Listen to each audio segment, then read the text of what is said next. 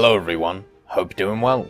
Today we are back in War Thunder looking at the Wargame Strategist event, and technically we are finished with day 3 of the event, since obviously the first day was kind of mixed into 2 for me, and what we did today was just keep grinding. Another 10-hour stream is past us, and I had a great time. Not gonna lie, had a great time chatting to people, had a great time, you know, just kind of hanging out and chilling and enjoying everything. And also, we spaded a bunch of lower tier vehicles again. So, you know, I finished off today the ISU 122 and the ISU 122S. We also finished off the T50 after they added scouting and stuff to it.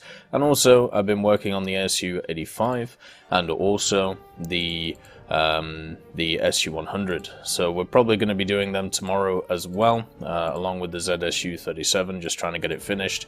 And remember, just as a reminder, turn off your auto repair. This button here, it will save you Silver Lions, because if you leave the SU-85 overnight to repair, like right now it's 3254, in the morning it will be a lot less, because of the fact that the way that these numbers work, the closer you get to fully free repairing a vehicle, the smaller the SL number gets. So we'll have a look at the end of this vehicle video if this has changed, just to give you an idea. I am struggling with a cough right now, just to let you know.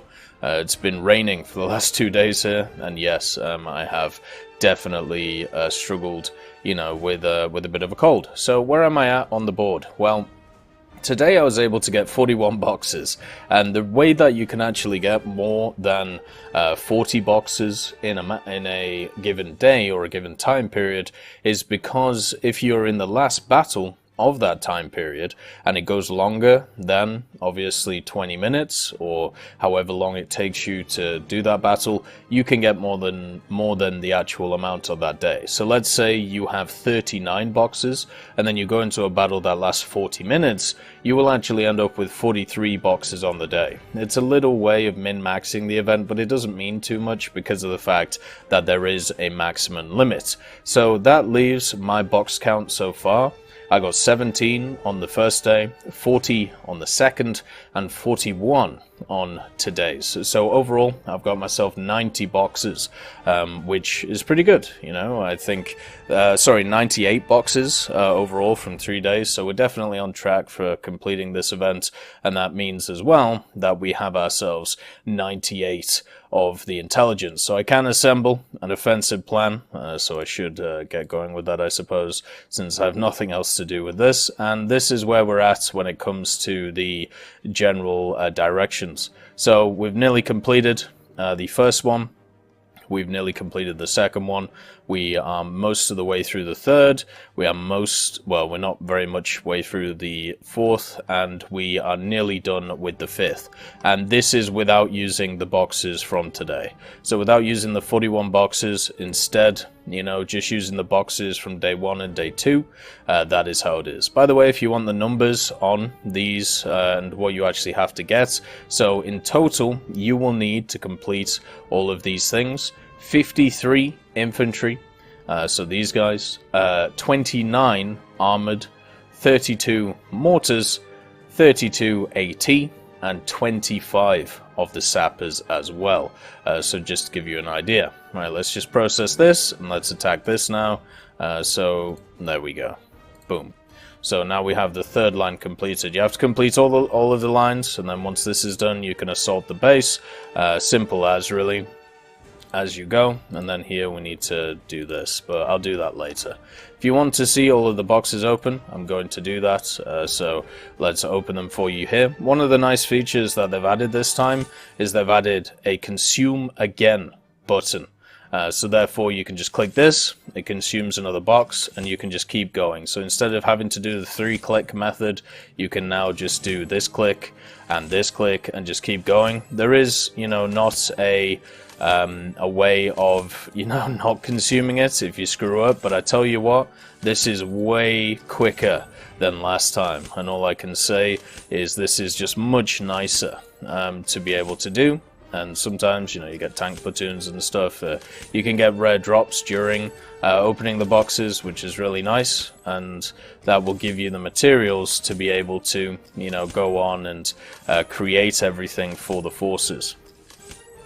There's a motorized infantry, which is lovely as well, and we can just keep going. This is very, very nice, isn't it? Just sitting here and just clicking buttons. I can understand why stuff like cookie clickers do definitely, you know, sell quite a lot. Oh, there we go. So we've run out of boxes.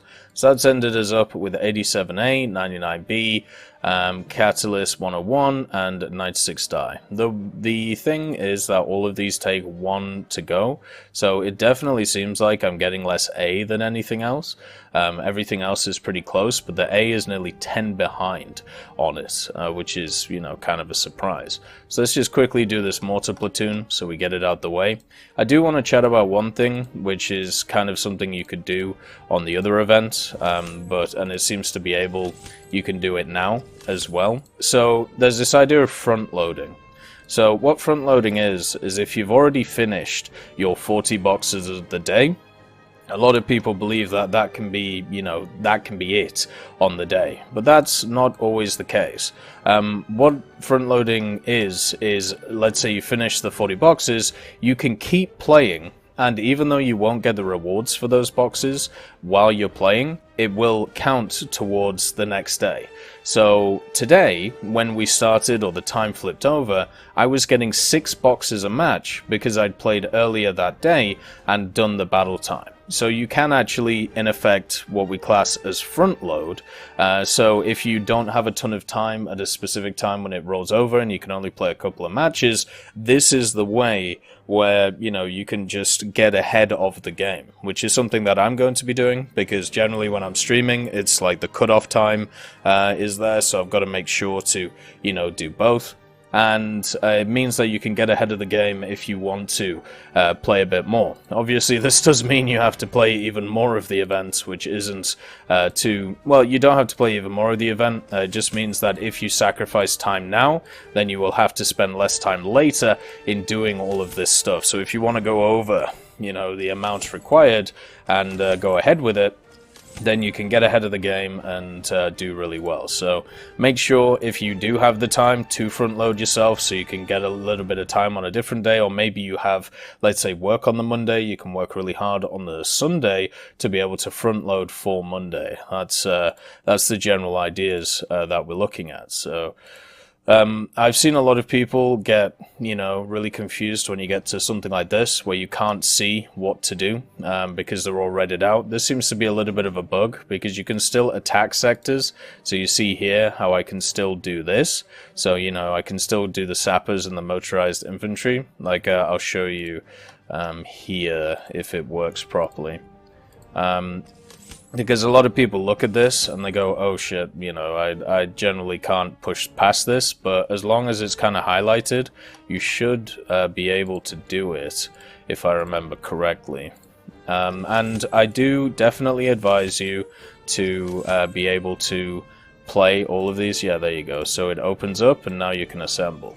I do definitely say that you shouldn't do this while you're playing the game. I think you should just play over and over and over again, get into battles, instead of stopping after every battle and being able to, you know, being able to do this. You should save all of this till the end, because otherwise you're just going to get stuck in, like, wasting 3 to 5 minutes every time you get out of a match doing this stuff, instead of pushing forward and getting into another match. It's a little bit of an efficiency thing, so therefore it's going to take you less time to do these things, because the crafting thing, it doesn't take any effort to do, and maybe you can do it in queues, if your queues are generally quite long, like if you play areas of the match which are a little bit long.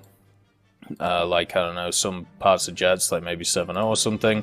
And there is our last line finished. So what we have to do is finish the other lines and we'll be in good stead. I don't think I should have actually done this, because now I can't actually work out how many boxes that I've got, but that's fine.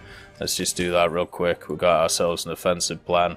I suppose we can just not assault. Oh no, we have to assault the base, don't we? Because you know, when this goes, you have to assault the base afterwards. Oh, so you can't even work out how many documents you get because you have to do all this over and over again. That's kind of annoying. Or you could like wait a long time, I suppose. Gaijin have given me access as well to the vehicles. So the Macarva Mark III D right here. If you want to see content around this, please let me know, so I can play a bit on the stream and have a bit of you know, games with it. I don't really want to play it because I get it fully spaded, right? And I feel like a lot of the issues people are going to have with the Macarva Mark 3D is it gets this horrific heat FS round as a stock one, and the only APFS DS round it gets is a rank 3 one, which is a great APFS DS round. This is the Arietes round, which is known as a lol pen round in the game. It's very, very strong, but you do have to get through rank 1 and 2 to be able to even research it, and that's a bit of a problem. The repair cost of the Macarva is 5,368, which isn't too bad, and the armor profile on it is pretty terrible. It's not a good armor profile at all. It's going to get eaten by the majority of vehicles that you run into, and there's a bit of composite armor here and there, but it's all against HE. There's not a lot of there's not a lot of kinetic, you know, protection on this, so you're basically hoping that the engine gets in the way of shots, and also stuff like these fireproof containers do something, which are, of course, around the ammo. So, yeah, then obviously I have the BI as well. The BI should be a little bit of fun, you know, flying around the place. Hopefully it is. I don't want this to be a bad plane for a lot of people. It does actually come with a camouflage as well. You need 430 kills or 200 GE to get this one. The camouflage is nice, and I will give this a go tomorrow just to see how it is, just to see how it feels. Don't have too much to say about it at this point. And also, they permanently gave me the Lubeck F224. So right here. So you know, this isn't on a test drive. This is just given to CCs on a permanent basis, just like the 251. I think I made my point clear yesterday. I disagree with the fact that we're just given stuff permanently for free because it can alter opinions. The other thing is these test drives for the BI and the Macarva, they last 140 days. I feel like somebody screwed up and it should actually be 14 days because that's basically the length of the event. But yeah, instead we have this for like a third of a year. So I thought that was just quite a funny little tidbit right there. So yeah, make sure if you can to front load. Make sure if you can to you know, not set up in the way to make it that, you know, you don't you know, you don't get stuck in this while doing it. Instead, make sure that you are just keep playing battles until you hit the cap, and then you know, get past that. Today was quite positive for me, but I have been working very hard straight for about 3 days, including my full-time job and also my family. So I'm going to take a well-deserved rest, I think, and I'm going to relax. Now let's see the repair cost on this. It's now 3249. So I think that went down in that time period. That shows you how you gain SL just by turning auto repair off. I hope you all have a wonderful day, and I'll see you next time. I'd just like to thank Trigger Hippie, Universe, Conte Baraka, Elove Goat, Eugens Terry, Ambrosius McClellan, Daniel Stanton, Martinez, B. Young, Hans, and Samuel Slick for supporting the channel.